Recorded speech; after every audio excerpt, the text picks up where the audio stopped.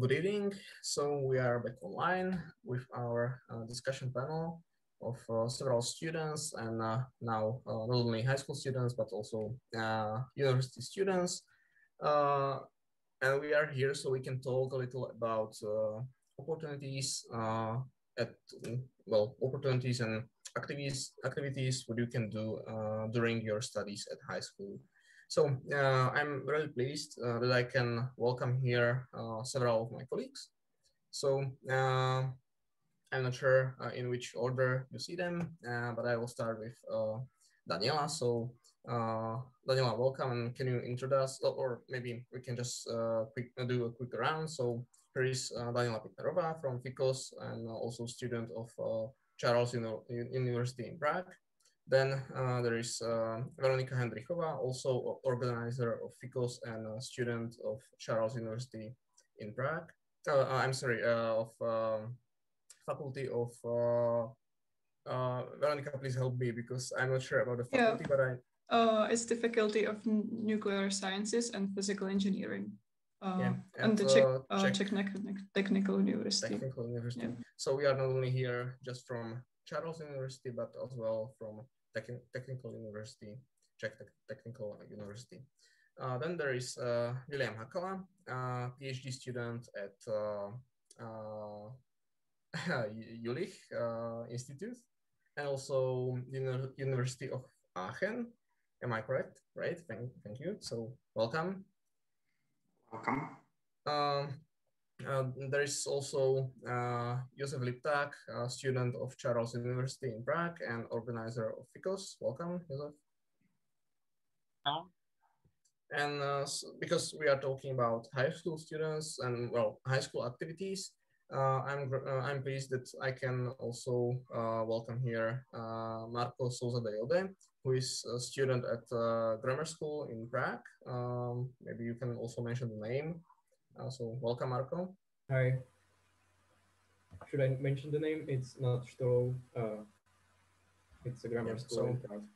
For our Czech listeners, maybe you are interested in also the names of the universities. Well, at first we should introduce ourselves a little. So, you know what background we are from and why we are talking about opportunities during studying at high school.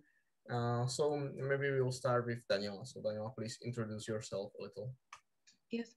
Good evening. So I'm Daniela Pitnerova. I studied at high school in East Slovakia, and now I'm studying at Charles University, my master's studies. I'm in the first year of my master's studies. I'm studying physics of surfaces and plasma science, and I'm studying more precisely the nanoparticles and their bioapplications. Should I tell a bit more about myself or about competitions? Yeah, I think you can mention some competition and activities which you did or at high school. Yeah. So I started to do a lot of Olympiads and competitions and so on at my elementary school, and I continued with it during my high school studies. I tried a lot of competitions from various fields. It's like history and languages, but I was better in natural sciences and so on, like chemistry, mathematics, and physics. So I liked physics, and I had a very good teacher at my high school. So I participated in a physics Olympiad for 6 years. And it took me a lot of time, but it was very important for me, and I learned a lot thanks to it. I also did a mathematics Olympiad, but I found out that it's not that subject I want to study. So I did it in only 2 years during my high school. And at the beginning of high school, I started to do correspondence seminar, or 2 seminars. It's FYKOS and FKS, which is something like FYKOS in Slovakia. I preferred FYKOS because of the concept of the problems and so on. And FYKOS learned me also a lot. My teacher thought that it's better to concentrate just on the physics Olympiad because he wanted me to be good in it. But I tried to persuade him that it's good to do FYKOS and solve various problems we in FYKOS have. And after some time, I'm talking about years, not months, he realized that it's really a good opportunity for people to find more. And me personally, I really enjoyed my first physics camp of FYKOS. I realized that, well, yeah, I'm good at physics, but there are a lot of people better, and I have a lot of space to improve myself. So it gave me a lot, and I got to know a lot of people, which helped me to decide at what university I want to go and what I want to do.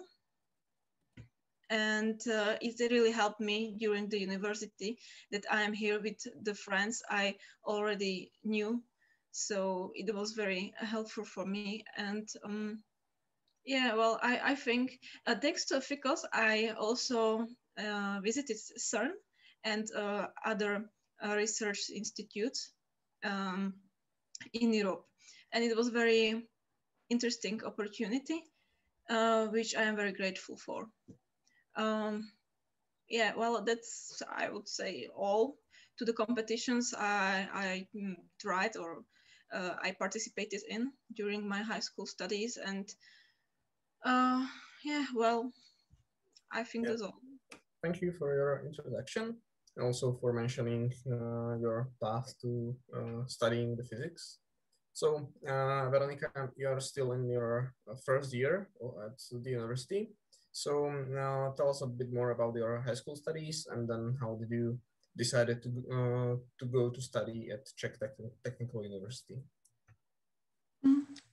So hello again. My name is Veronika Hendrichova, and as we already mentioned, I study at the Faculty of Nuclear Sciences and Physical Engineering in Czech Technical University. During my high school study, I studied at the grammar school in Turnov, which is in Czech Republic. And about the competitions and so on, well, during the study, I became interested in physics contests, of course, but also some programming competitions, correspondence seminar and experience camps and so on. And as Danka also mentioned, I also enjoyed competitions in other fields like languages and so on. Why did I decide to study on the university? Well, I was deciding between the Charles University and the university I currently study at, and it was hard to decide, but in the end, I thought that I would just try it and see what is it like, and I can well change the university after the first year on, or maybe even the first how is it called semester. And now I'm happy that I'm there and I'm enjoying the studying on this university, so I will probably stay there. And in general, I think that the extracurricular activities I took during high school were very important for me. And so it would be great if I could contribute to motivate other students to do them. Yeah, thank you, Veronica, very much. Meanwhile, I'll just mention that you can write us some questions at our slido. You can find the link down in the description of the video, so you can already ask the questions, and we will answer them in the second half of the streaming.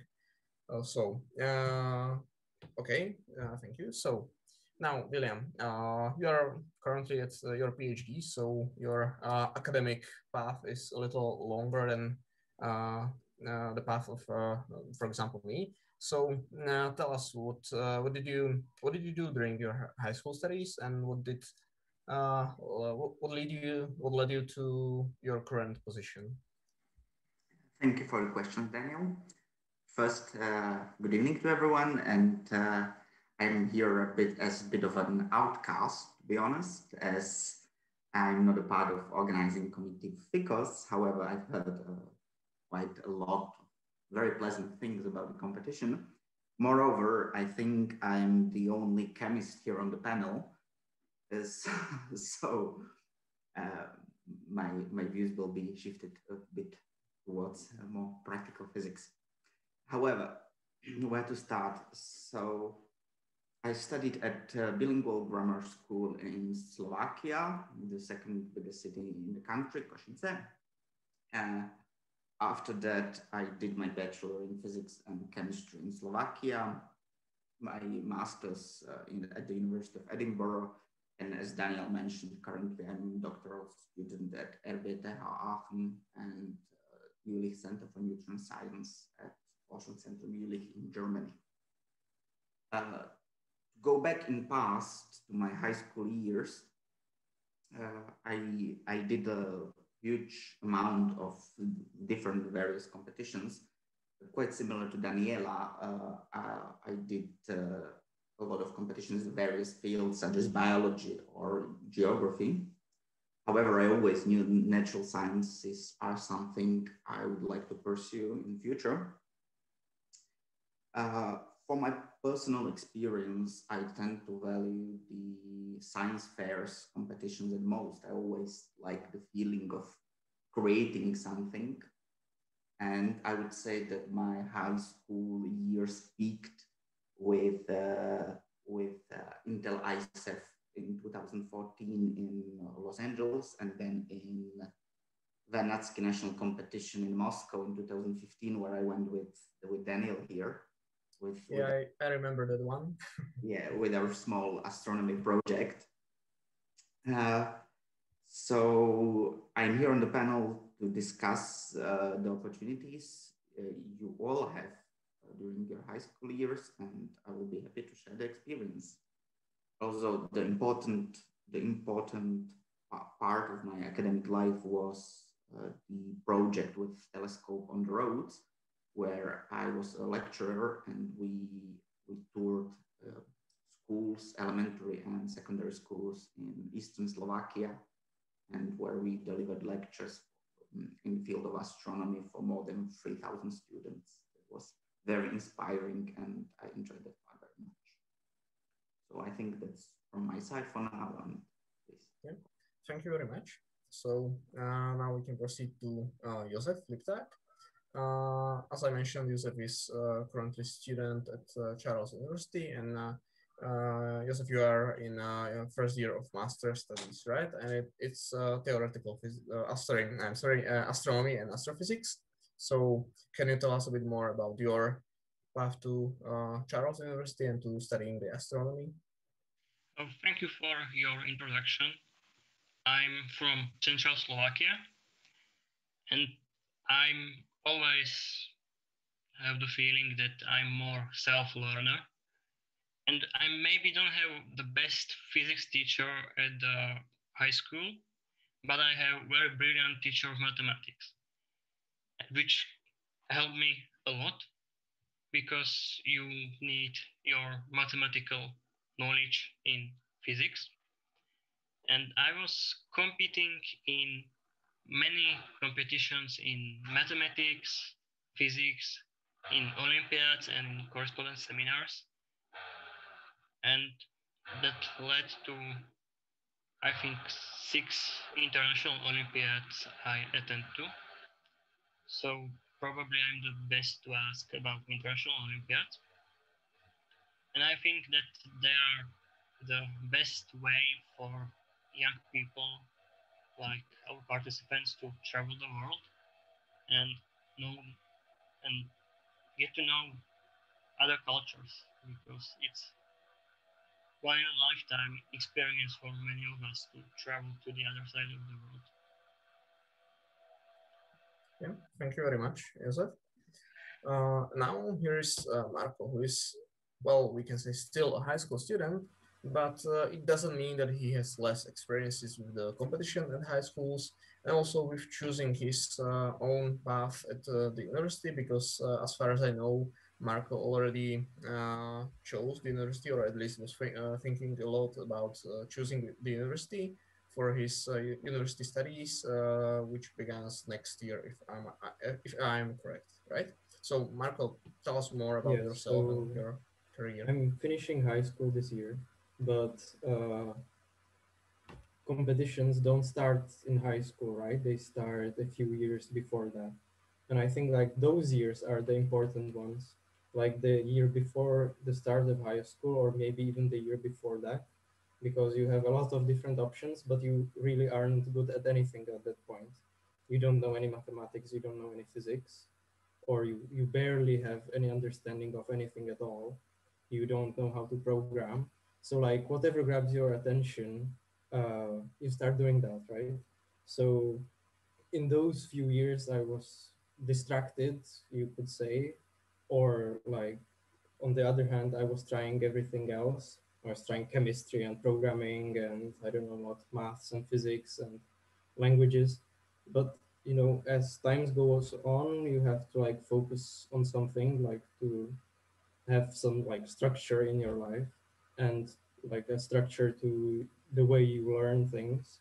So the thing I was most focused on until now was astronomy. So this is the seventh year I'm participating in the astronomy Olympiad. I've been to 3 international astronomy competitions, and that's fun.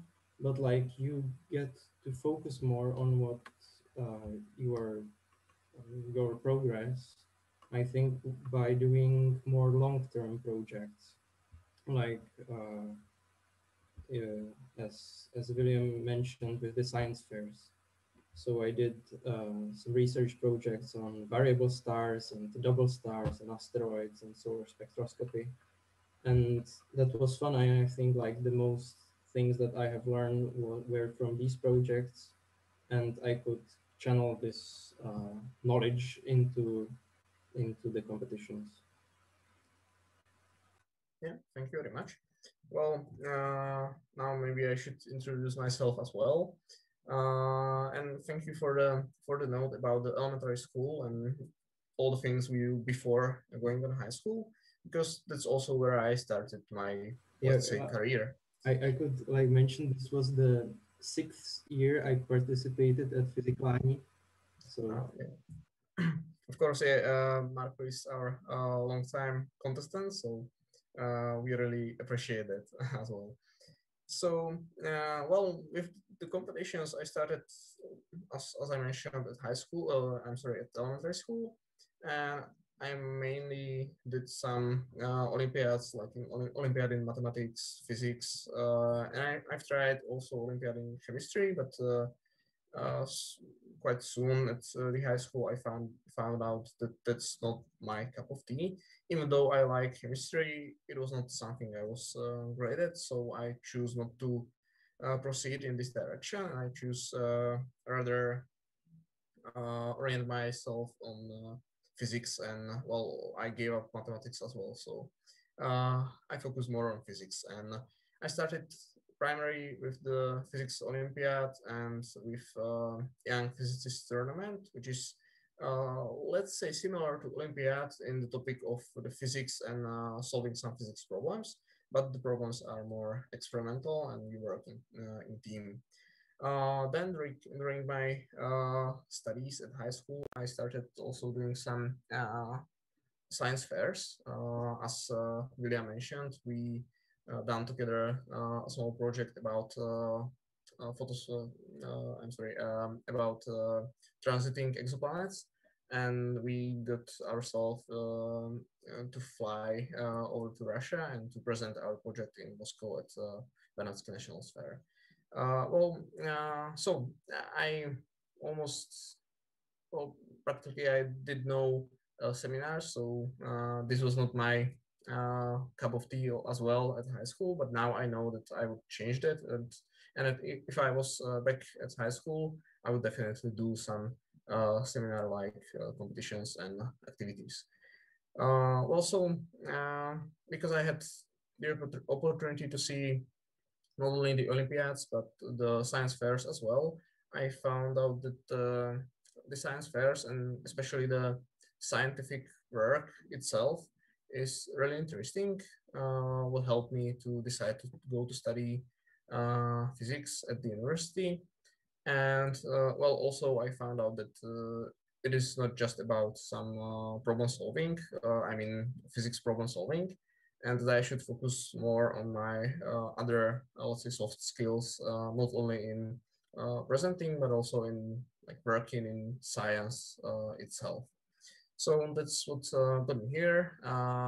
Also, what helped me quite a lot is, let's say, some practice at our observatory, regional observatory in Žilina, where I could promote astronomy during my high school studies, and then I used it to, or it helped me to get work at Astronomical Institute of Czech Academy of Sciences, where during my college studies I did some, let's say, science stuff with exoplanets, especially spectroscopic measurements of radial velocities, but that's not the point here.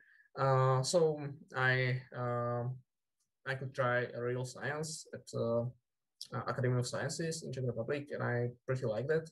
And I'm sure that I want to proceed in this direction now. So, well, that's quite a lot about me. So let's now move on. What are you studying currently? Yeah, also during my studies of sciences and physics and astronomy, I found out that it's not only useful for the society, but also it's quite useful for me to know, to learn how to promote and how to teach science and physics, especially astronomy. So I decided to study my master's I'm studying teaching and education of physics and math. And right now I'm also working as a half-time math teacher at high school in Czech Republic in Prague. So that's quite it's not the typical path of a physicist in during his studies, but I think it has quite a lot what it can give me. So I hope it will. And of course, on my PhD, I want to continue my studies as an astronomer and astrophysicist. So yeah, thank you for mentioning that. And well, now we can maybe proceed to some even more interesting questions. During this round, it was not just to promote ourselves, but also to mention or to show you some possibilities what there are at high school. Of course, it varies through countries and through different schools and different educational systems. But I think that the main part, like subject Olympiads, science fairs, and some other activities, it's quite similar in every country. So those are the possibilities which what you can do. But how to get it all done, how to start, or how to choose which one is the best for you. That's something we should know and what we plan to talk about right now. So we already started about we already mentioned a little about the beginnings, but maybe I would ask William, what would you say, William? What's the best path? How to start your career as a physicist or as a scientist at high school? What should you do the first? Go to your physics teacher, or what's the best opinion? Thank you. That's a very complex question, though. However, my first thing to say would be to try as many things as you can. You should really try to find what is really your topic, whether it's chemistry, biology, or astronomy. And afterwards, yes, I think your first step should be to talk to your teacher, whether it's chemistry teacher or physics teacher or biology teacher. However, if you hear no, that should not discourage you. If you really want to pursue the path in chosen field, even through the high school, you really should focus on it. And for example, I know it's not possible everywhere, but certainly there is option, for example, to contact a local university, writing very informal email to some scientist at local university or local research lab, or even local company which is doing research, and basically ask them, and don't be deterred easily. You should try to follow it. And I would like to connect to what Marco said. I think it's important to basically try whether you prefer science fairs or whether you are more into the knowledge-based types of competitions. For example, I think Olympics are less oriented on problem solving than, for example, science fairs, where you really do your own scientific project and where you can really taste all the small nuances of individual scientific work. So my advice, to sum it up, is don't be deterred, do it, pursue it, and basically be annoying. Be annoying. The worst thing that can be said to you is no. And so that's my personal experience. I don't know, what are your thoughts on that, Marco? You have the most recent experience with the career start, so to say. So you are probably the best person to. Yeah. So I definitely agree with being annoying. I'm really good at that. And it really helps. I kept my supervisors for my research projects up at night for days, right? But they do it for free, and it's amazing. It's amazing what people can do for you for free or just out of interest. So I'm a big fan of that. And I didn't, well, and maybe I said that research projects are the best way to learn. That may be true for some sorts of skills like plotting graphs and typography and getting, all the little details. But the more Olympiad traditional competitions or even seminars by correspondence, like they teach you the essentials of the physics behind the things. And maybe that's only 20% of the work that you do while doing the project, right? Like really solving equations that you do a few evenings of the whole year, or maybe more. But most of it will be programming and other things that uh, you don't learn from the Olympiads, that only focus on the particular topic. I agree. I have to agree with Mark on that.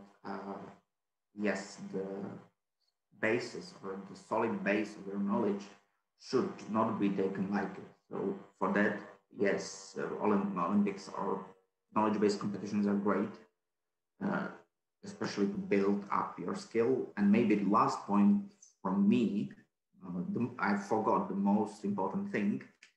Daniel will laugh now because he knows me, but it's think big. Always think big and always go for big things. Go for the best data you can get. Dream, and as I said, think big. No, can go wrong. I have a note to that because when I was doing my projects, my first requirement was I have to finish this in 6 months. This project has to be finished in 6 months because people say they do it for the path and not for the results, but I really like results. So like my idea was like pick something simple that you can finish in 6 months. And it turns out like nothing is simple and you can't finish anything in 6 months, but you have to, right? So maybe I knew like some friends were really thinking big and developing software and incredible things, but they never finished their things. And it kept dragging on, and they were doing like their projects for 3 years, 4 years. And you can have like four projects finished in 4 years, or you can have like one huge amazing thing without any results. So you have to balance that.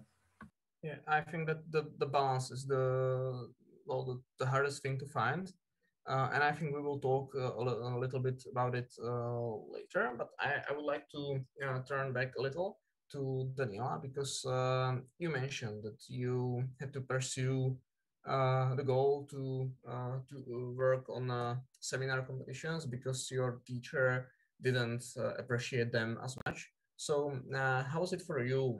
Can you describe this experience, or did it? I don't want to say that hurt you, but did it? Let's say Discourage me? discourage you? Yeah, that's the best word. Uh, well, I'm stubborn a lot. Uh, and I think that I'm able to set my goals, and I'm not a big dreamer, or I know where are my limits, and I am very disappointed when I set a goal and didn't achieve it, and don't achieve it. So I prefer to set goals which I know I will achieve, and then I will be happy with myself. But I know that I can try to be better maybe next year and so on. So when I was the last year of my high school, I wanted to go to our national round of physics Olympiad, and I told myself that, well, it will be very nice to be in the first 10, and then go to that how do I say that, Let's from that say 10 qualification. go, uh, sorry. Qualification to Yes, international round. qualification to international round. And I knew that I'm not good enough to get to international round because, well, yeah, I'm realistic. But I really wanted to get there to that qualification. And I worked very hard because I was disappointed by my results in that Olympiad year before. So I worked the whole year. I learned during summer, I learned during evenings, I learned during travels by train, and it was hard, but finally I got to that qualification. And well, yeah, I was the last after the qualification, but I was happy with myself because I achieved my goals, so it's nice. And yeah, it's normal that you can be discouraged by something, by your failure, or when you are not when you don't get enough points or so on, or your teacher don't want to help you, and you feel like you need help with something. But as William said, you have to be annoying sometimes, and you have to be a bit stubborn, so you can go your own way. Yeah, thank you. Well, now to you, Joseph. Well, you mentioned that your physics teacher wasn't as motivating as maybe you would wish, but your math teacher helped you a lot. Well, even though you didn't have the best physics teacher, we who knew you even also back then, we all knew as the winner because you won several gold medals at international Olympiads, also at the international Olympiad in physics. So for us, it looked like it was so easy for you. So was it so easy for you? And how did you have to fight a little to get motivated, or how did the not have the best physics teacher influenced uh, your path, let's say? I was driven mostly by myself. So I find in our local library some books on the topics I was interested in. And there are many research things you can find on internet. So nowadays you can study a lot even without a teacher, but I know many people who need some guidance in their studies.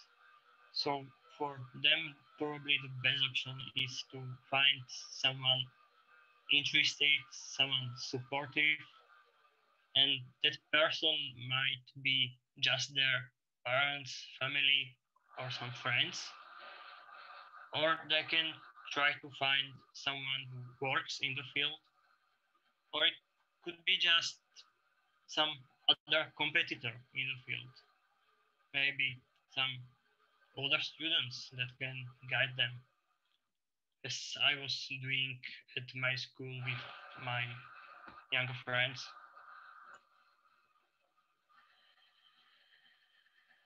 And to add to the mathematics side of things,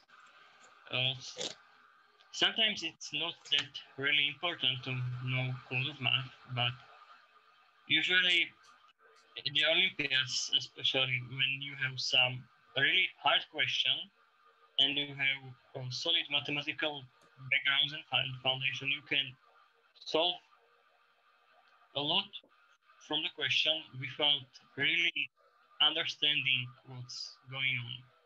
So that can be a benefit of being good in math. Sure. Thank you very much. Well, and what about you, Veronica? Did you struggle to get motivated, or did you have some help, or did you motivate it just by yourself? Actually, the first 2 years of my high school study, I didn't take much initiative. It was, I was lucky to have a good physics teacher who basically signed me to the physics Olympiad without my consent almost. But I'm very thankful for that, because he showed me that maybe I am capable of doing the Olympiad and solving some problems, which I didn't even know about myself before. So I needed a little bit help in the beginning to realize that.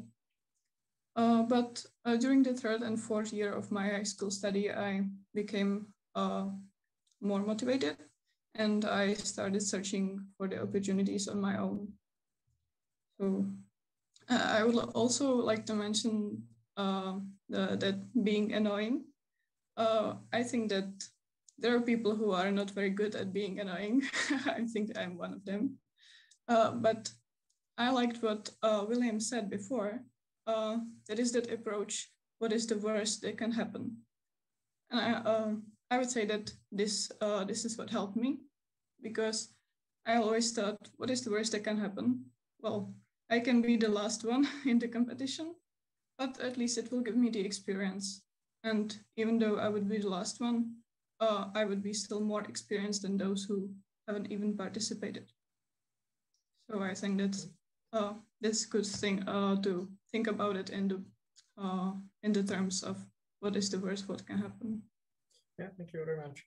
Well, me and William, we have quite a good memory of being annoying, especially if you, William, remember, as we asked a mayor of Žilina, regional city capital in Slovakia, for some money for our science project. Well, we were trying to get ourselves to Greece to observe at observatory there, so we can use their data and to try to observe by ourselves what we are observing then, some transits of exoplanets, if I'm correct.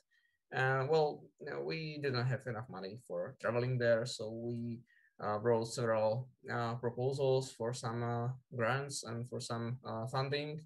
And well, the last one worked out.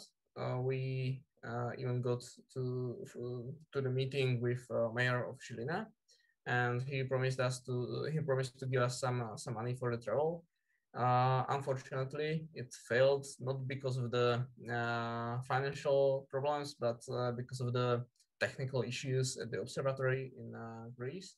was quite a pity. And well, that's also the worst thing what can happen. We didn't travel anywhere, even though we found some money. So it was quite disappointing. But on the other hand, it's quite a good example. And I think William will agree with me. It's quite a good example of something what can, well, usually, no, or sometimes things don't go as quite well as we planned, but actually nothing terrible happened. So I think it was quite a good experience. Also, and also um, I think it gave us a lot only to talk with the mayor and uh, to think about this possibility and to plan it. What would you say to them to this? I definitely concur. Sometimes even if you ultimately fail, it's not the point, because you learn so many valuable things during the process. As Veronica said, if you do something and you fail, you are still more successful and more experienced than those who didn't try anything. So definitely, example you gave, I think, is very valid and very nice example. I would like to, without adding too many cliches here, I would like to point out that Winston Churchill once said that success consists of going from failure to failure without loss of enthusiasm. And basically, that's the attitude you should have. And I would like to stress out that you would be more surprised than you expect on how many people are willing to help you. From my personal experience, I can tell you that very low amount of senior scientists, professors, doctors, whatever, did really decline me when I needed something or if I asked something. Most of the professionals in the academic field are very eager to help, and they're very happy if especially high school students or even secondary or elementary school students reach out to them and ask them questions. So you shouldn't be afraid, and you'll probably see that people are more willing to help you than you would initially expect. Yeah, and well, I think that part of the high school experience and the competitions and activities during high school is that you don't need to be the best one, the number one, to be successful. And that's, I think that's, well, nowadays it is quite often we see that you need to be the best to succeed. Actually, we don't need just one science for everything. We need many scientists, and scientists work in teams. So especially in the physics and astronomy and similar, well, chemistry and similar sciences, you don't need to be the best one to get into real science and to be successful. So I think that's also something what can motivate you, that if you lose some time, and especially if you maybe don't go to International Physics Olympiad or some international competition or science fair, it doesn't mean that you failed at high school. I don't know, like you, but or I don't know about you, but I know that I didn't got myself into International Physics Olympiad. Actually, I was the last one in our national round, and it's, well, somehow I said to myself that, okay, well, never mind. Maybe I'm not the best one in solving the physics problems like are given out to us at the Physics Olympiad, but it gave me at least the let's say some feedback to myself that, well, okay, I'm not the best in this field, but it doesn't mean that I should be the best, the worst scientist. And it helped me a lot at the university studies because, well, I was going to, well, attending the first year at the university, and I knew that, okay, I may struggle a little. And actually I did struggle, not just a little, but thanks to the, let's say, failure at the high school, I knew that that's not the most important and that I can somehow overcome it. And I'm not sure about your experiences, but I know this is quite often. And because the winner can be just one, so it doesn't mean that you failed if you are not just the best. Yeah, of course it's the best, but it doesn't need to be the best at high school to be a really good scientist. I would like to connect to what Daniela said previously, because I said think big, and Daniela said that she's not a great like overachiever. She doesn't think big, but I think that goal you gave yourself was a very nice one. I think that's actually an example of thinking big to get, for example, to the selection round. I know you will downplay that, but I think on a national, even on national scale, that's not a little goal, and you did your best. So I wanted to get back to the point. And to Marco, I have one remark. Yes, you said that in 6 months you have certain amount of time that you need to fill, and that will connect to what Daniel said, that to find the balance between thinking big and between realistically being able to realistically assess the situation and think of project of reasonable scale is very difficult. And not only like balance between like being realistic and thinking big, but also a balance of like tackling the problem at a wide level or at a deep level, right? So like, for example, we have this checklist of competitions. It's a Google Doc with, I don't know how many, maybe 70 links, maybe less, maybe more, I don't know. It's like 2 pages of competitions you can do. But like, no one can do all of them. And like, no one can do half of them. So you have to like choose something. Like, you have to try many of them, like to find which one suits you the best, but you have to focus on something, right? Because then if you don't have like that, you don't have a specific idea of what problem you're trying to solve, you have like no chance of solving it, right? So yeah. And back to failing, like if you want to like try most of the competitions on that list, you will like fail most of them, and it's fun. But maybe I will have a remark to Sir or Mr. Churchill, like you can't fail all the time and still be enthusiastic, or at least not me. You have to have like some minor successes along the way, just like to keep going. Yeah, I'm really well, thank you for that. I'm really glad that we got to this part, to finding the balance, because that's what we should talk about quite a lot, because that's as Marco said, there are so many options and so many possibilities, and it's quite hard to choose, not only choose the right for you, but just choose some options.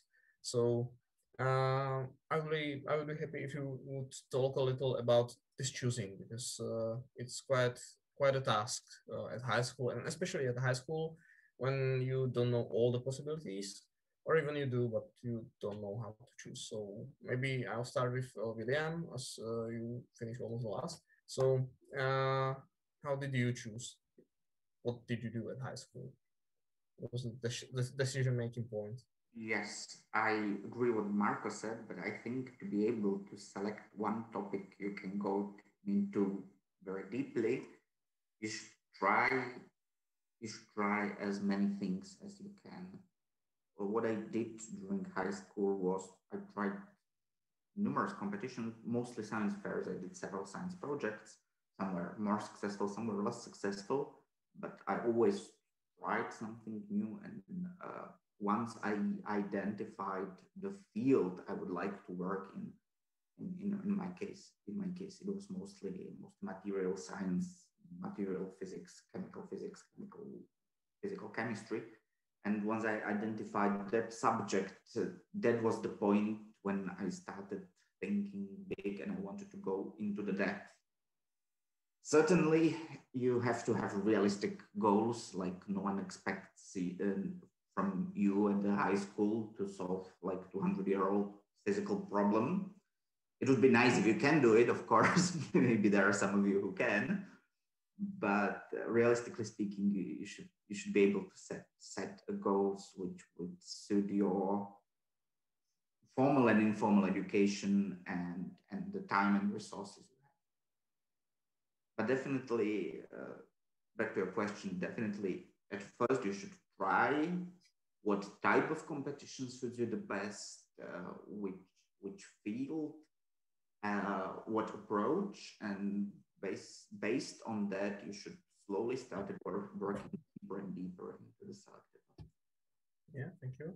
Well, Daniela, I know that you participated in both Slovak and Czech physics seminar in FYKOS and also FYKOS. So did you struggle to find a balance between them, or was it easier? In the beginning, I had enough time to solve them both, but I felt that Czech competition suited me better because I liked maybe the style of the problems better, and I don't know, it was just more interesting for me. And after I went to that physics camp, I decided that, well, yeah, that's the way I want to go. These people I like, or these people are maybe more than me, and it was very interesting because I was the only one, or I didn't have friends at the high school who would do physics and mathematics and so on, and it was just myself, and I had to be I didn't have other people I could compete with or solve the problems with, so it was just myself. And then I found out that there are a lot of people who are having the similar interests that I have, who are thinking in the same way. So it was very nice to find out that. And well, yeah, about the choosing of my field, I was deciding between chemistry and physics, and for me, an important point was my high school teacher, or my high school teachers, because I didn't have a good teacher for chemistry, or really for three years of chemistry. Each year I had another teacher, so it wasn't very good. But I had a really good physics teacher, so it probably is the reason why I am now studying physics. But I know that this decision was good and was right, because now I feel that this is what I really like and what is interesting for me. And well, yeah, chemistry is interesting, but I can see that my way of thinking is the physics thinking, not the mathematics or the chemists. And another one thing I would like to say, to that competing and so on, when you fail some competition, that can be that this is not your field, not like it's not physics or it's not chemistry, but maybe this physics Olympiad is about counting and solving some problems, and they have their own way, and you have to learn that way how to solve them. And I enjoyed it at high school, and I would say I was pretty good at it at my level. But university studies are completely different from it. And I never tried some scientific projects and science fairs and so on. But here I found out that solving just some countings and so on is not for me, and that I prefer to do experimental science, which I didn't try before. But I realized that this is good for me, and maybe this will be also your way. So you find out, you don't have to find out exactly what you want to do. You can go to university to studying some general field you like, and then you will find out what is really for you. I wasn't sure what I want to study in physics, because you have various fields of physics, but I chose something like a year and a half ago, and I'm satisfied with my decision. Yeah, thank you for your answer. Well, we are talking here about the balance between several activities and several competitions, but we shouldn't forget that high school students are mainly high school students. So there is still this high school which they should or you should attend. So uh, maybe we could talk a little about the balance between activities at high school, which are not mainly like the studying at high school, and then the studying itself, because sometimes it is possible to get like a special study plan, but in many cases I know that this is not the option. So let's talk a little about this. Did any one of you had some struggles with high school and with attending classes between the competitions and so? Was this the case for you, or? I was doing a lot of Olympiads in my third and fourth year at the high school. And there was times when I was not physically at school, maybe for a week or maybe even 2 weeks at a time. And uh, my teachers usually were really appreciating of what I'm doing, and I can study the materials that they provided or take my time and do the tests a bit later. So I didn't have problems really with my teachers and studying, but it can take a bit amount a big amount of your time to do a lot of competitions, and you need to stop at some point. So I was trying to do maybe 4 correspondence seminars at the same year, and I found out after first month and a half that really it's not possible to do that many. Thank you.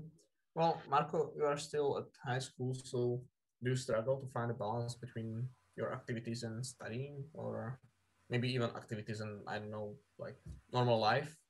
Well, it was more difficult when you had to attend school physically, but like maybe I had more activities back then.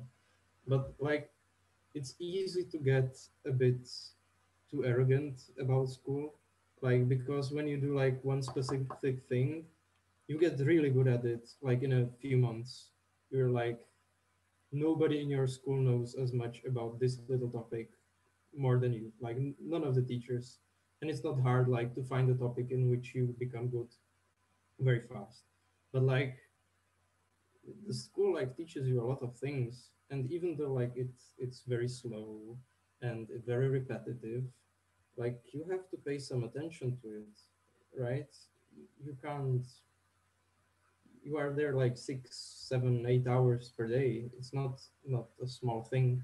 But I want to react to what Danka said about um, finding friends in the competitions, because that's like not only fun but like I think also important, because like when you start like knowing all the people on the lists of competitors, uh, firstly, the first thing you know, like you're not as smart as you think you are, which is like fun because you can compare yourself to your friends, and you know like you have room for improvement, and you get in better and better company with time, which is fun.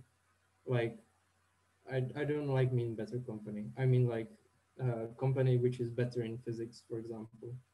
And you like grow as a group, which I find like important.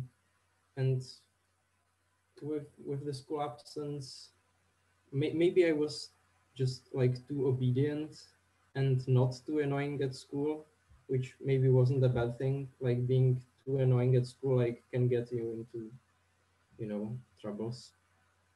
But yeah, you have to balance it.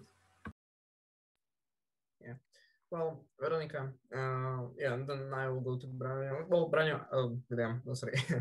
I will ask you then the same question as Veronica, but I will start with Veronica. So, did you get too arrogant at school that you are doing so many competitions and so many activities, and did high school just bother you as something too much what you don't need to do or something like that? It's interesting questions. Maybe I will start more widely to react to what was said before, because this I encountered this problem in the fourth year of my high school study when I started to do quite a lot of activities outside school. And basically every time you choose to do something, some other things needs to be put aside. And it's for you to decide which things you put aside. And I got to the point where I realized I need to stop because there are some things that aren't activities and maybe aren't that much fun or aren't connected to the thing you are very good at, but also shouldn't be put aside. Like, I don't know, even given time to your family or the school itself, as was said, or maybe your different interests. Like for me, it was playing the piano. So I think these other things are really important too, and they shouldn't be given up just to make more extracurricular activities. To the original questions, if I became too arrogant, well, it's true that I became a bit arrogant, I must admit, I think, because I was basically, I think that I was one of the best people in my class. I was doing probably the most extracurricular activities. But I think that the camps and the camps where you meet other people from the field are a great cure for that, because you really see that you are not the best one, and there are people who are horribly much better than you are. At least for me, that was the impression that I got first when I got on the camp with FYKOS. So I think that is a good thing to do when you become, or you realize that you are starting to become maybe more arrogant to school. So, William, what about you? Did you get too arrogant at high school? I wanted to connect to what Mark and Daniela said. First about the friends and lack of friends. Yes, I think it's a particular problem if you have a very specific interest. You have a difficult to find friends, and competitions offer great opportunity for you to meet people of your own liking. For example, I have very good example to point out. I met with Daniel at science fair, and it's been a friendship which has been on air for more than 10 years, I think. So that's one thing. The second point I wanted to make is that yes, you'll meet people which are much better than you are. For me, the best experience from this point of view was IntelliSEF, which is probably the most prestigious and the best science fair in the world. And there were around 1,000 participants there with scientific projects from various different fields, from molecular biology to astrophysics and chemical engineering. And the quality of project there was simply astonishing. That's the point when you realize, yes, you're probably not the best, but as Daniel made very nice point previously, you don't have to be the best, or even to be more abstract. What does it mean to be the best? Everyone has the unique set of skills and abilities, and you should try to utilize your own abilities and skills the best you can. And to connect what Marco said with academic life, even at the academic conferences, one of the most important part of every conference is the coffee break. because that's the point where you meet, where you meet people, and where you bond. Some even friendships are born there, and you decide on various collaborations, grants, etc., and so on and so on. And now to address your question, did I become too arrogant? Well, that's not for me to answer this question. Honestly speaking, I've never had a problem in my high school years, and I wouldn't say I became too arrogant. You should be well aware of your skills and of your abilities. I wouldn't consider it to be the arrogance to be the problem, but you need to keep that in mind. Yeah, please, Joseph. And coffee breaks and stuff like that. I think the most important part of the International Olympiads is the discussions that take place between participants. You can learn a lot about other countries, about other people, how they live, what they are going for in their life. So I think that's the most important, even more important than the competition itself. And you can make friendships that last all your lives, even with some people from other countries that you are from. And I know some people that even became married later and they met the competition. Yeah, I couldn't agree more, especially the coffee breaks and all those discussions between students. Well, that's basically where I met William. So this is the reason. Also, this is the reason of our collaboration. So yeah, it is quite important. But I would take it back also a little, just a step back with the high school itself. I would say that. Especially at high school, students are they could have or can have quite a balance of not too many adult problems what they have to solve and what they have to think about, like earning money. Mostly, I know that there are some of us who may have these problems, but usually students at high school don't need to make money, don't need to think about the living itself, or usually maybe not even the food and so. And it's good to use it, the time that some free time what you have, and not to just worry about the life and all the stuff, and try things. And that's also why we are talking about these opportunities, because even if you decided you don't want to be a scientist, and that you maybe will finish your this part of your career at high school, but still it can give you a lot, and you can use this free time with well, all the competitions and so usually ends at high school. So you can be adult and you can do adult stuff for many years later, but this short period of time at high school is very unique, and it is good to use it.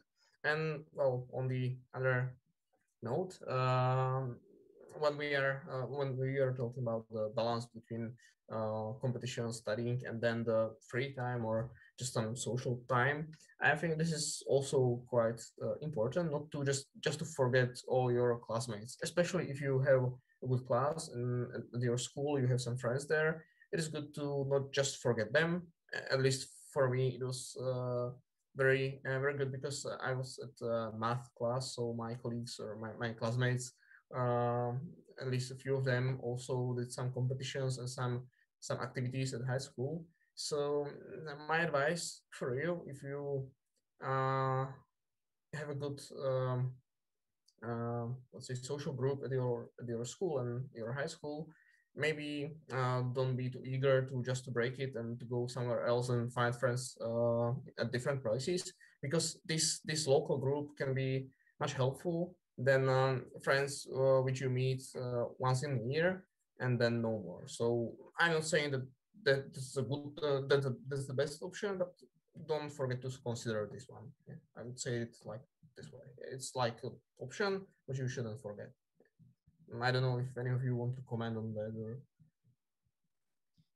Maybe I would like to say something about what you told about the time during high school study. I would like to, I think that it's not only the period where you have lots of time, but also it's the period when the opportunities are probably maybe most accessible for you, and they are just almost everywhere, I would say. I think that now when I'm at university, maybe it's because the pandemic, but I think that there are not so many opportunities to compete or just or at least it's not as much accessible. I have to fight more to get the opportunities, and I believe that if you take them during the high school study, it will become or it will be more easier for you to stay in this way when you are on a university or during the rest of your life. So I think that it's good time to start with the things. Yeah. Well, thank you for that. So we sometimes say that enough is enough. So what is enough? Did any of you had some problems with, for example, sleeping or something? Because, well, at high school also you need to sleep. Also, all the scientists need to sleep. You need to eat, and so. And I know many students who had quite a problem to balance this, and they hit quite hard at some point, and it can be even quite dangerous for your health and for all this stuff. So, when is enough? When you should stop a little and maybe wait and then start again. William, can you comment on that? Certainly. Again, it shows a very difficult question. I would say you should always prioritize your health, and even if you think you can pull all-nighters all semester long, you cannot. You're simply a human being, and you can sustain it for some time, but as Daniel said, you'll crash hard at some point. So definitely keep a close connection with yourself as in the meaning of physical body, and don't strain yourself too much. It's okay to push yourself to certain limits, but as Daniel said, enough is enough, and you should definitely, when you start feeling unwell, or you simply don't overdo it. It will lead nowhere, and at the end, you will lose more time than you gain by recovering and so on. So that's my very brief view on this topic. Yeah, thank you. So, Daniela, can you add something to this topic? Well, yeah. I think that you have to know when to stop, and when you don't get enough sleep, you are not that much productive, and it can have also some consequences in your health, and so it's not good, and you have to know where are your limits, and it's normal to have limits, so it's not something you should be ashamed of. But I would like to say something about, because we were talking about high school and how is it possible to have enough time also for studying at high school and also for extracurricular activities. We who are here, yeah, we were lucky that we had these, how would I say it, nice people as teachers, so they were coming to us, and they gave us these opportunities to write tests later, and then they gave us materials and so on. But there are people that are not that lucky, And for these people, there is possibility of individual studying plan. And I know that in Slovakia is not that often, but in Czech Republic, a lot of people I know from competitions and seminars and so on had this individual plan. And I know it helped them a lot to also finish their house school and do a lot of extracurricular activities. And they didn't have that much problem to do both. And the last thing I would like to say is to being the best in the field and to the cooperation. You don't have to be the best, because one best person isn't able to do that much as a lot of people in cooperation who cooperate together. So it's not about being the best. It's nice. It's good also for, I don't know, getting some grants or so on. But when you are good enough in your field and you try and you are working hard and you cooperate with other people from your field or from the related fields, the research today is about this, is about cooperating of the various fields. For example, well, I'm studying surface science and nanoparticles, but it's a bit of bioapplications. And I know that if I want to work and achieve something, I have to work also with biologists, with chemists, because I'm not able to learn everything from this field. And I know that we have to cooperate to achieve something good. And it's not about this small field, but it's normal now in science. Yeah, thank you very much for your remarks. Well, obviously this topic of activities and possibilities at high school is quite large, and we hopefully we will have some time later during the year or semester to talk about it a little more. Now I would like to answer one question which we got. So I will just read it, and then some of you can answer it probably. So is anyone of you thinking of going into industry research, not academia? And what do you take into consideration when making that decision? So if anyone want to comment on that. Okay, Leon? I'll probably comment on that, as I'm doing a PhD right now. So first thing you should really consider is that academia is very specific environment in general, and you'll get the taste of it once you decide to do your, even during your master studies, but mostly during your PhD. You'll get the sense of what being in academia means. Not everybody likes that. So that's one important thing that has to be considered if you can imagine yourself working in this environment.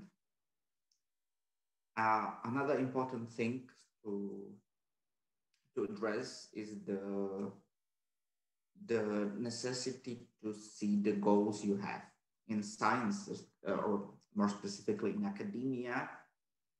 The things are not as profit driven as, for example, in industry. And from my personal experience, industry research should be is mostly very specifically focused on something. So you have to have that in mind if you want to study something more abstract, something more fundamental science, and not only very specific applications. And to address the first part of the question, yes, I'm considering doing further career in industry, but I'm not discounting academia either. So that's from my point of view. If anyone else wants to join in, please. Yeah, thank you very much. So if anyone wants to add something or comment on that, please you can. But also if anyone has some final remarks, we can proceed this, because then we will briefly switch into Czech language to talk a little about Czech and Slovak possibilities, which are quite specific for locals. And that will be all for our discussion. So well, we are 1.5 hour long, so I think that will be enough for today, and later we can talk a little more about it. So if anyone want to have some final remarks on in English. My final English remark will be that if anyone here is interested in any sort of physical chemistry topic or something, if you want to consult an issue at hand, if you want to discuss possibilities, I am happy to help, and please feel free to contact me. That's from my side to our international audience. Yeah, well, of course, if you have any questions, you can write it to our Slido portal, which link is in the description of the video. And also after this live stream, you can write to us at email FYKOS@fykos.cz. So that is always possible. And also you can find our personal email addresses at our website, fykos.org. So it is still possible. You can always contact us, and we will be happy to help you and to answer your questions. So yeah, Daniela? I would like to add some final comment to this. When you are choosing industry or academia, it's also about well, it's also about money, because well, you have to live from something, and gaining money in academia is a bit tricky, because you have to get grants and some fundings, and it's not always easy, and maybe it's not also that much stable as in industry, because you have some grant for 5 years, and after 5 years, or it's optimal to sooner start to find another funding, because when you are out of funding, well, you don't have money for living. But in industry, it's not like this, because you have some stable work and you work in some company, and it's maybe less challenging to work in industry. But for some people, it's a good way, because they don't want that much challenges in their life. So it depends. It depends on you. And yeah, you can write us anytime you want and ask something about studying, about possibilities, and we will be happy to reply to you, to your emails and or these questions in Slido and emails later. Yeah, well, thank you very much. If anyone has any other remarks, please speak up. But if no, I think we can conclude this part in English. So for our international viewers, thank you very much. We appreciate you. Well, did you follow this live stream? And of course, it will be then uploaded on YouTube afterwards. So if you didn't catch up with the stream, you can watch it later. And well, still many thanks, and we hope that it helped you at least a little, maybe to show you what are the possibilities or how to approach those options which you have at high school. And so thank you very much once more, and I think that's it for English. And now we can switch to Czech. And well, hopefully we will add sometime later some subtitles, so you can maybe at least read a little about what we talked about. So yeah, thank you very much. Tak a teraz teda môžeme prejsť do tej češtiny. Tá moja čeština je nádherná slovenčina, takže to nie je tak úplne čeština. No a prečo sme sa vlastne rozhodli, že by sme prešli aj do tohto nášho lokálneho jazyka, tak asi ten hlavný dôvod je, že ako sme už spomenuli, tak tie možnosti a tie príležitosti, ktoré máte počas štúdia na strednej škole, sa trochu líšia v závislosti na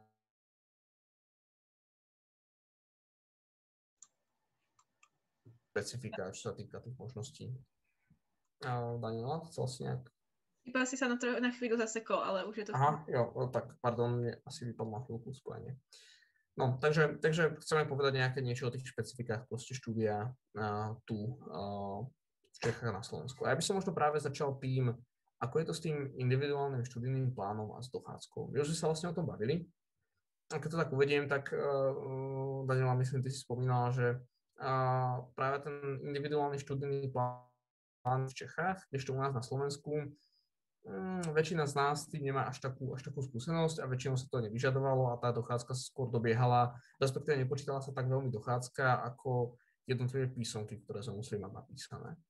A tam by som možno práve podotkol, a tým by som to asi začal, že keď sme sa rozprávali o tom balansovaní medzi štúdiom na strednej a medzi tými aktivitami, tak je veľmi dôležité stále si nejak tak držať proste v hlave to, čo musíte spraviť, aby ste mohli proste ísť ďalej, aby ste si napríklad nevyrábali problémy nejakými reparátmi a opakovaniami nejakých písomiek, čo by vás mohlo viac zamotať a neskôr vlastne vám obmedziť práve ten čas, ktorý by ste mohli venovať aktivitám popri štúdiu. Neviem, či niekto z vás chce na toto nejako naviazať, pokojne asi môžete. Ja si dovolím nadviazať tým, že z tohto pohľadu je určite dôležitý time management a ako Dano povedal, je to celé o time managemente a v podstate čím skôr si začnete ten čas a tie priority, úlohy nejak manažovať, tým je to lepšie pre vás aj z hľadiska nejakej osobnej skúsenosti, pretože skôr alebo neskôr, špecificky ak sa rozhodnete študovať prírodné vedy, určite prídete do štádia, v ktorom ten time management bude viac menej nevyhnutný. Takže ak s tým začnete už počas strednej školy, máte konkurenčnú výhodu proti vašim kolegom. To som pridal, že dobre si v priebehu aj na začiatku školského roka zistiť, aké súťaže sú kedy a nejak si rozvrhnúť svoj čas už dopredu. A podobne aj v škole je dobre povedať, že v tej škole nebudete skôr, ako reálne z tej školy odídete. Aby ste sa mohli s jednotlivými vyučujúcimi dohodnúť na tom, čo ako budete dobiehať. Presne to som chcel práve dodať aj potom, ako Braň hovoril a potom, ako vlastne Jozef to spomínal, že tá komunikácia je strašne dôležitá. A myslím si, že špeciálne u nás na Slovensku a v Čechách sa strašne veľa vecí dá vybaviť, keď to tak poviem, akože v dobrom s učiteľmi, naozaj sa s nimi dá proste dohodnúť, že proste budete chýbať viac, ako je bežné, ale práve to je to dôležité, naozaj sa s nimi dopredu dohodnúť. Myslím si, že to veľa ukáže aj o tom, že ste už dostatočne dospelí a dostatočne ako to beriete ako nejakú zodpovednosť a povinnosť, ktorú máte tú školu, keď viete adekvátne proste s tými učiteľmi komunikovať. Takže to je taká jedna z tých hlavných prvých rád. Jo, to dát vědět předem, to je dobrý tip. Jako, já jsem vždycky třeba jako v září řekl, že je možné, že tento týden v březnu budu chybět a tento týden v prosinci a tento týden v říjnu. A to jako spousta věcí usnadní. A ještě jako taková čistě, nevím, jestli jenom čistě česká, ale 97% českých škol jede na bakalářích. Jo? A tam se rozlišuje tmavě zelená a světle zelená absence. Jo? Započítaná anebo nezapočítaná. A to dělá velký rozdíl. Jo? Že vám to usnadnit spousta věcí, tak jako se zeptejte, jestli tento týden, co chybíte, jako tmavě zelený nebo světle zelený, protože jako potom můžete dělat třeba spousta věcí navíc. A nemusíte řešit, jestli chybíte 50% nebo 25% hodin a hodí se to vědět. To isté je na Slovensku s tými absenciami, respektíve na gymnáziu, kde som bol ja, bolo veľmi dôležité to vykomunikovať, lebo absencia pri reprezentácii školy sa, ako si spomenul, nepočítala tak ako nejaká absencia počas choroby.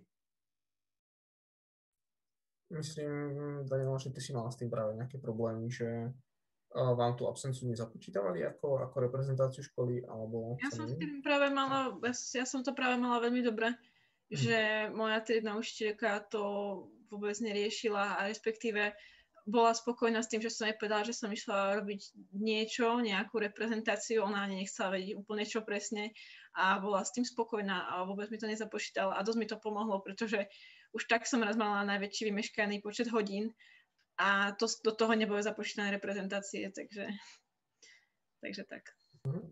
Ja by som povedal, že nastavujte si ciele tak, aby boli splniteľné, a keď sa vás napríklad pýtajú v škole, kedy odovzdáte niečo alebo kedy spravíte ten projekt, kľudne povedzme, nemusíte povedať, že spravím to tento piatok, povedzte, spravím to do konca budúceho týždňa, ale reálne to spravte do toho budúceho týždňa. A je dôležitá taká konzistencia v názoroch a stáť si za svojím slovom. Takže to si myslím, že hlavne v našich československých pomeroch je toto niečo, čo je veľmi dôležité a bude to aj svedčiť o nejakom takom vašom prístupe voči, respektíve takom prístupe voči vám zo strany učiteľov. Samozrejme, určite. Tam potom postupne asi prídeme práve k tomu, že tak ako sme sa už o tom bavili, že o tom, že čo si vybrať. Ja. Ten problém je hlavne teda u nás medzi nami v tom seminárnom prostredí. Je bežné, že veľa vlastne účastníkov rieši veľa seminárov, veľa súťaží a tam to začína byť naozaj náročné. A ono potom možno aj keď sa vám darí, a to bola taká asi moja rada, že aj keď sa vám darí stíhať ako chodiť na viacero tých súťaží, lebo to v škole proste stíhať a ide to, tak nie každú z tých súťaží proste môžete vyhrať. Ale je podľa mňa dobré si povedať, že OK, na túto súťaž sa idem zúčastniť, pretože tam mám dobrých kamarátov, s ktorými chcem byť v kontakte a tá súťaž mi dá niečo po tej nielen sociálnej stránke, ale aj po tej stránke možno nejakých soft skills a nemusí to byť hneď tá výhra, ktorá mi to niečo poskytne. A naopak potom niektoré súťaže budete preferovať, ako tie sem idem vyhrať, tu sa nejdem zabávať, tu to idem proste rozbiť, keď to tak poviem. A je dobré si to naozaj takto rozdeliť, pretože napríklad mne sa tiež darilo stíhať viacero aktivít a viacero súťaží, pretože to v škole sme mali tiež pomerne voľné, respektíve pretože v škole som to nejako stíhal.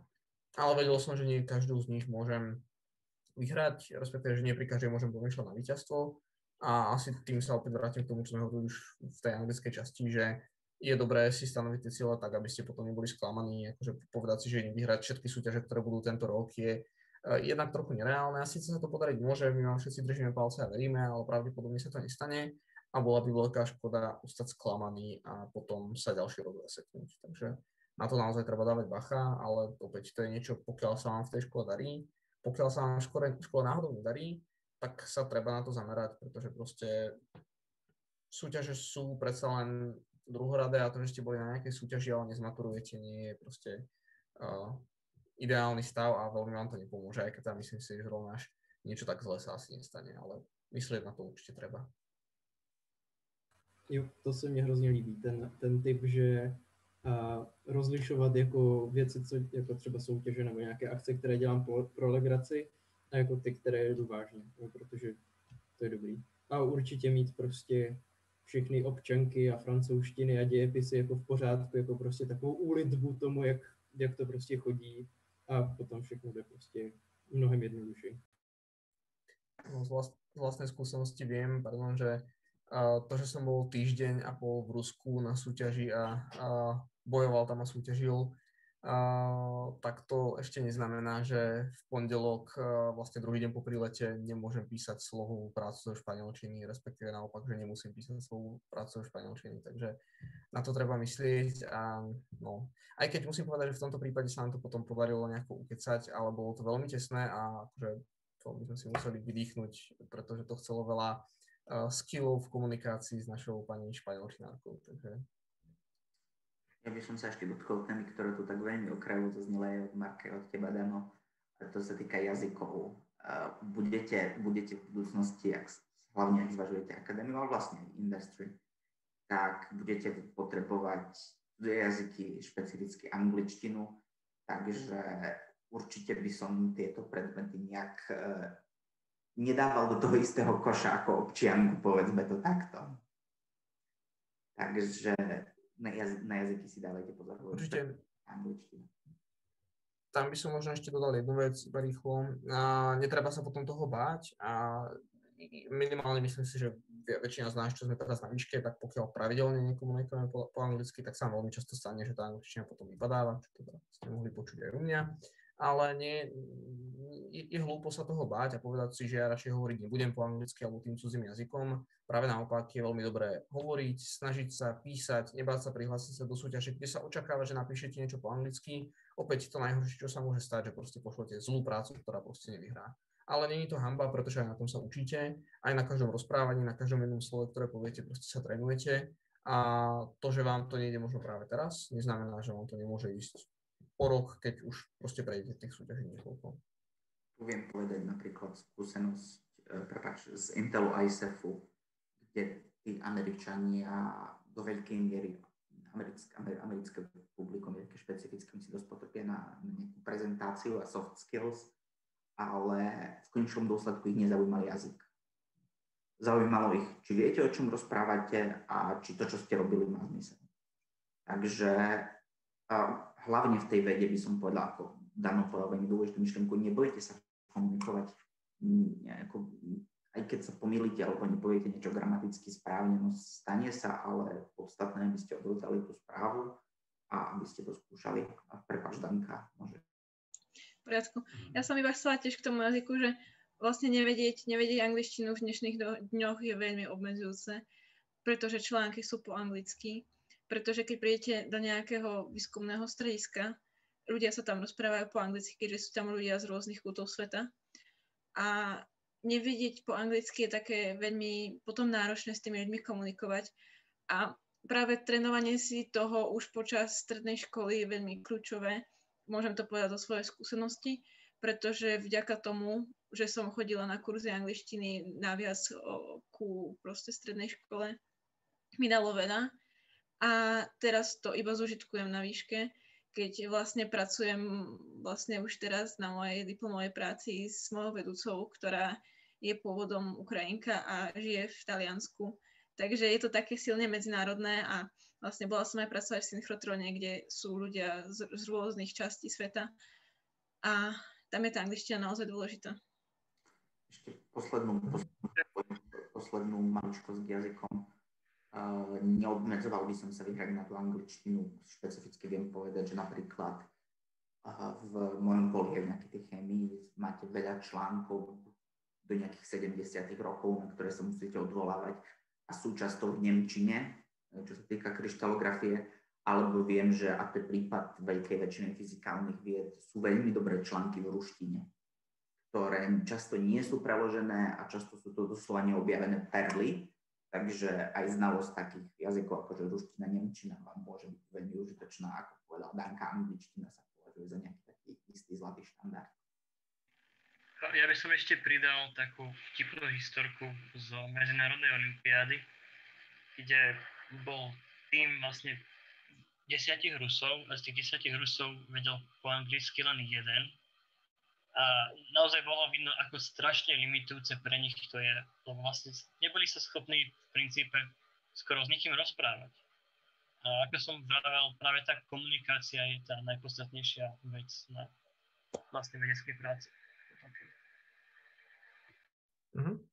Ja, tak teraz možno by sme mohli, keďže už sa blížime pomaly k 2 hodinám, tak pomaly budeme končiť a preto by sme ešte mohli odpovedať na otázky, ktoré tu máme.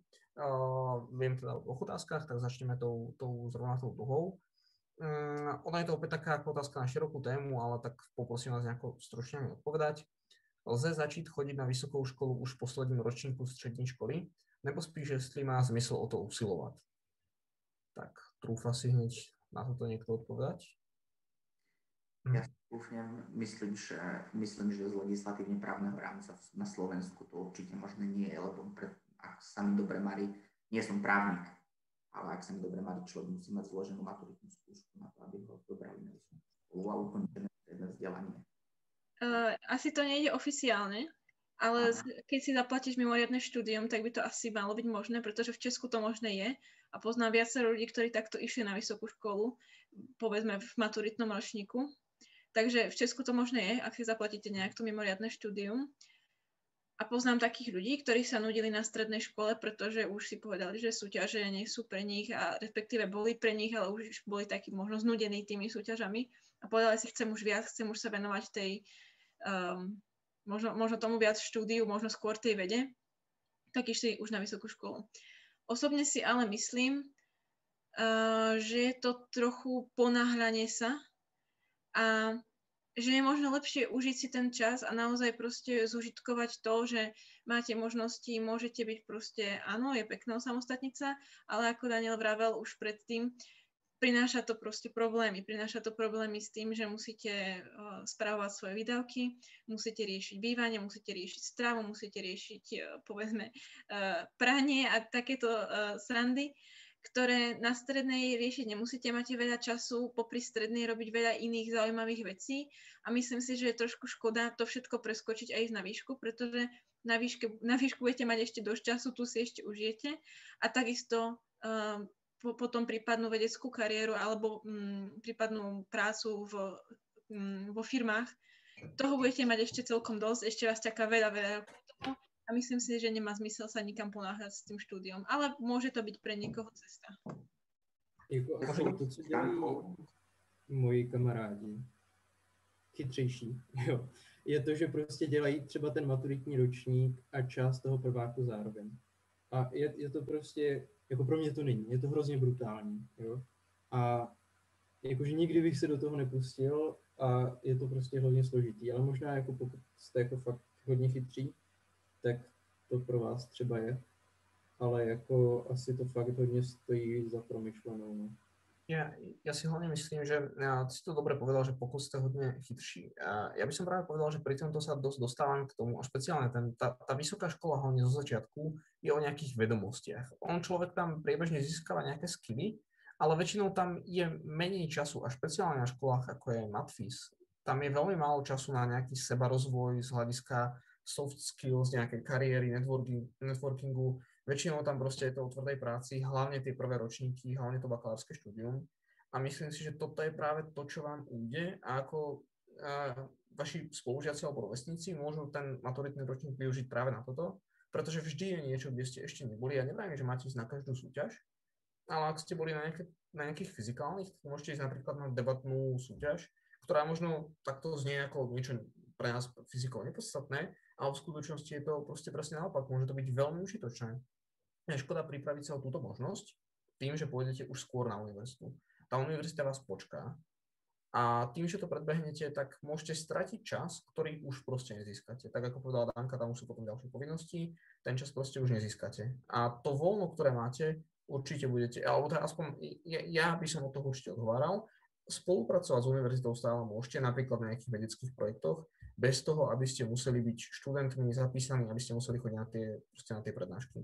Ak veľmi vás to zaujíma, tak stále si tie prednášky môžete pomocou rôznych skript proste načítať, bez toho, aby ste museli vyvinúť ten čas chodiť tam, riešiť skúšky a podobné veci. Je to cesta, ale ja by som od toho výrazne odhováral. Jednej veci som sa ešte chcel dotknúť, viem, že na Slovensku sa to určite dá, že podľa vysokoškolského zákona sú prednášky verejné.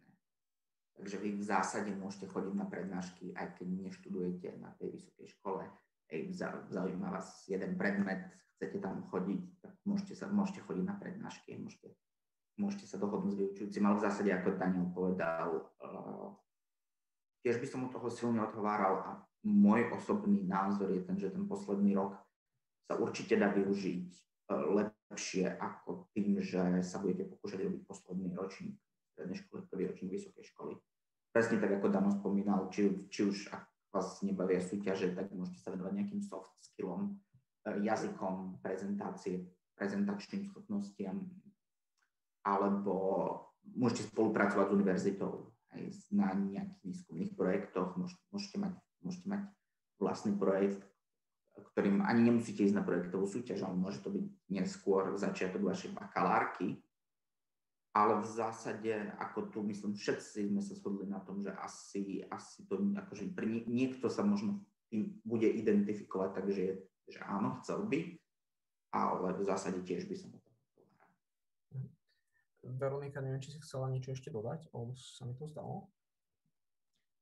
Spíš se ti to zdálo, ale tak můžu k tomu něco říct. Já jsem znala taky jednoho kamaráda, který, myslím, vlastně studoval právě na matfizu jeden ročník během středoškolského studia. A nevím, řekla bych, že je to hodně náročné i třeba pro ty lidi, co jsou jako dost dobří v tom, prostě na té střední škole mají pocit, že se nudí, tak potom to fakt může být jako velký zápřah. A zároveň souhlasím prostě s tím, že je spousta jiných věcí, které můžete dělat. A nejen třeba ty soft skills, ale prostě existuje tu na různých kurzů naučit se nějaké programování nebo přesně nějaký projekt a podobně.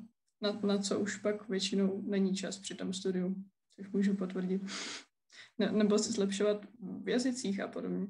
Myslím si, že je spousta věcí, které za to stojí. Áno, určite. Ja by som to možno ešte aj tak frázoval, že toto sa dosť týka vlastne aj takého vedieť sa vlastne seba motivovať, zároveň pracovať proste aj s tým time managementom a špeciálne, keď možno to príliš proste skipnete ten jeden ročník a posuniete sa priamo ako na vysokú školu. Ja si myslím, že tam môže byť aj také, že ako hrozí nejaké vyhorenie, pretože tá vysoká škola nie je o tom, čo možno očakávate. Pokiaľ vás baví iba proste chodiť na prednášky a robiť skúšky, tak áno, môžete byť väčší študent, ale toto väčšinou nie je proste cesta. A ja by som sa trochu obával, že pokiaľ to, čo robíte na strednej, pokiaľ vám tá stredná, a nevravím, že teraz priamo sedenie v lavici a učenie sa na strednej, že pokiaľ vám, ale všetky tie ostatné veci okolo toho, pokiaľ vám nedávajú zmysel, tak potom je problém, či naozaj máte ten správny cieľ a správne nastavený ten cieľ, čo chcete v živote robiť. Pretože pokiaľ je to len o tom, že tieto veci, tie súťaže, a nevravím, že vás musia nutne baviť súťaže, ale všetky tie aktivity, ktoré sa dajú robiť popri strednej škole, už len keby zapájanie sa, neviem, do nejakých, v Čechách na Slovensku sú populárne študentské voľby a nejaké študentské parlamenty, aj toto môže byť pre vás cesta. Pokiaľ vás nič z tohto nezaujíma, tak si nie som istý, či už ste sa dostatočne našli na to, aby ste rovno išli na vysokú školu a povedali si, že proste už viem, čo idem robiť. Otázka je, či to nie je skôr problém toho, že ešte ste sa úplne nenašli. Nemusí to byť ten prípad, ale bol by som v tom naozaj veľmi opatrný. Tak tam by som to teda asi nechal, ale pravím, ako nechcem nás od toho nutne odhovoriť, ale vlastne trochu, hej. Takže tam by som to asi nechal a mám ešte jednu veľmi zaujímavú otázku. No a to by som sa to najprv prečítam. Poskytuje české prostředí dostatek příležitostí pro tyto obory? Uvažujete o práci v zahraničí? Asi veľmi krátko sa vyjadríme aj k tomu, len by som teda ešte podotkol, že na našom YouTube kanáli nájdete vlastne video, kde sme sa rozprávali špeciálne o štúdiu vo vede, o práci vo vede a bavili sme sa veľmi podrobne aj na to, aké je to pracovať v zahraničí, či to má zmysel. No a aby sme to teda aj tu aspoň trochu ako spomenuli, tak väčšinou, pokiaľ chcete študovať vedu a byť vedcom, tak sa očakáva štúdium v zahraničí. Je už na vás, či si to zvolíte hneď na začiatku alebo nie a začnete bakalára, prípadne magisterské štúdium študovať tu, ale v nejakom momente, či už to bude PhD alebo potom po PhD postdoktoránske štúdium, ďakujem postdoc, tak sa nejak tak viac menej očakáva, že proste pôjdete do zahraničia. No. Ja by som, určite by sa k tomu mohol vyjadriť Vivian, pretože ty vlastne si v zahraničí, ale možno ešte predtým by som to preskočil a spýtal sa na to Marka, pretože ja viem, že Marku, ty si práve zvažoval toto, že kam pôjdeš študovať. Či v Čechách, alebo do zahraničia, tak možno ak tomu vieš viac povedať. No.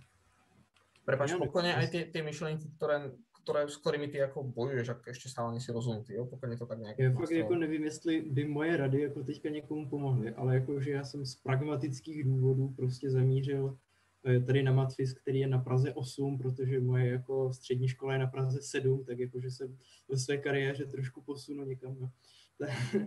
Ale jako fakt nevím. No ono to nemusí byť proste toto ako zlé rozhodnutie, špeciálne na začiatku, pretože treba si uvedomiť, že... Jakože ono jako v tuto chvíli, jo, jít někam do zahraničí je trošku dobrodruh, že jo. Jestli nevíte, jestli tam někde uvízíte, nebo jako... No, ja si myslím, že obecne... Tak. Ono obecne ako štúdium v zahraničí, myslím si, že ísť študovať do zahraničia, ale preto, aby som išiel do zahraničia a povedal, že študujem na lepšej škole ako napríklad v Čechách na Slovensku, pretože aj tu napríklad práve Karlovka, prípadne ČVUT sú kvalitné školy, kde sa dá dobre študovať a viete tu nájsť veľmi veľa kvalitných odborníkov, ktorí sú, a to prostredie je veľmi dobré na rozbeh. A nie vždy musí byť proste najsprávnejšia cesta hneď odísť proste za oceán alebo proste do Anglicka a začať tam. Niekedy vás to môže práve naopak sprzdiť. Ale určite, čo sa týka toho prostredia, pretože na to bola smerovaná tá otázka, myslím si, že opäť by som to stočil k tomu, že podľa mňa to prostredie tu nie je vyslovene zlé, ale je dobré a je viac menej žiaduce ísť skúsiť si to aj do zahraničia a práve potom to možno vedieť porovnať a možno potom sa rozhodnúť, čo je pre vás to lepšie a čo vám viacej vyhovuje, pretože ten štýl vedy je iný u nás, iný v zahraničí, iný úplne v Amerike alebo v Ázii. Neviem, či k tomu chcete niečo dodať, alebo to viacej nebudeme rozoberať. No, ešte by som možno len skúsim formulovať tú myšlienku. Sú príležitosti aj v Česku, je ich určite viac ako na Slovensku, čo môžem povedať. Aj preto som vlastne tu. A myslím si, ako Daniel vravel, že treba si to vyskúšať a uvidíte, čo vás viac nadchne. Či možno viac v zahraničí nejaký prístup, alebo možno v Česku.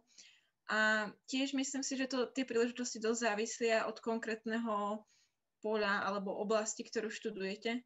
Pretože niektoré veci sú už viac rozvinuté, niektoré ešte nie v Česku, ale stále je tu možno príležitosť prísť sem a po nejakom dlhšom možno štúdiu v zahraničí, po nejakých skúsenostiach v zahraničí začať tu vlastný výskum, pretože viem, že takí ľudia sú, čo študovali v zahraničí, získali grant, vrátili sa do Prahy a rozbehli si svoj vlastný, povedzme, tým, hoci aj na matfize. A to je niečo fakt zaujímavé a super, čo sa dá s tým spraviť. Ale ako jasné, nie je to pre každého. Ak niekto chcete komu dodať, tak pokojne asi môžete. A ak nie, tak myslím, že tam, pokiaľ nemáme žiadne ďalšie otázky, tak myslím si, že tam by sme to mohli ukončiť, keďže už máme skoro dvojhodinovú diskusiu. A myslím, že tieto témy sú veľmi, veľmi obšírne, veľmi široké a proste dalo by sa veľmi veľa rozprávať o tých jednak našich skúsenostiach, jednak o možnostiach, ktoré máte. Aj preto vám teda vlastne v blízkej budúcnosti dnes, prípadne zajtra zverejníme na našich stránkach link a prípadne to dáme aj do komentáru k tomuto videu, link na tie vlastne nejaký dokument s tými linkami na tie súťaže a na tie možnosti, ktoré môžete mať počas tej strednej. Určite bude fajn, keď si to prebehnete, možno mnohé z nich poznáte, možno nie a nejaké nové tam objavíte. Asi by som to zhrnul tak, že to, čo môžete robiť na strednej, tých možností je strašne veľa. Je dobré si niečo vybrať, nie je dobré si vybrať všetky, pretože to nie je úplne v ľudských silách stihnúť a preto je dobré venovať čas práve tomu rozhodovaniu a tomu výberu, ktoré sú pre vás tie vhodnejšie. Na to musíte prísť sami, nevieme vám to úplne povedať, je to naozaj každého dosť osobná vec a pre každého to môže byť špecifické na základe toho, čo ho zaujíma, toho, čo ho baví, to, v čom je dobrý. Na druhej strane, to, že netrafíte možno na prvý pokus tú správnu vašu aktivitu, tú vašu súťaž, tak to rozhodne nie je zlyhanie, netreba to tak brať a práve naopak by som to bral ako veľmi dobrý odrazový mostík do budúcna. Tak a myslím, že tam by som to ukončil, takže ja by som vám veľmi chcel poďakovať jednak za to, že ste to sledovali a že ste sa mi vydržali až teraz do tej 9. hodiny. No a ďakujem aj mojim kolegom, ktorí teda tu boli na tomto našom diskusnom paneli. Verím, že aj vás to bavilo, táto diskusia. Myslím si, že to môžeme niekedy v podobnom zložení určite zopakovať. Takže ďakujem jednak Veronike Hendrichovej. Já taky děkuju. Doufám, že se vám bude dařit ve vašem rozhodování, co dělat se svým životem.